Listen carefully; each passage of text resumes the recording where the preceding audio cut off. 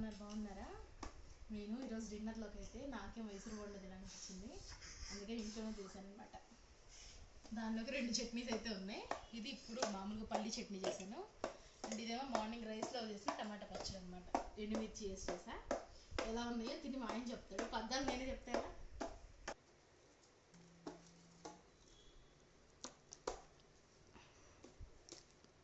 పల్లి చట్నీ, టమాటా చట్నీ ఎట్లున్నాయంటే మెత్తటి స్పాంజ్ లెక్క ఉన్నాయి. మరి మైసూర్ బజ్జీ అంటే అంతే కదా. ఇది హోటల్లో కొద్దిగా గట్టిగా ఉంటాయి, అట్లా కాదు, నెంబర్ 1 ఉన్నాయి అసలు. అంటే నేను మళ్ళీ మైదాతో కూడా చేయలేదు, గోధుమ పిండితో చేశాను.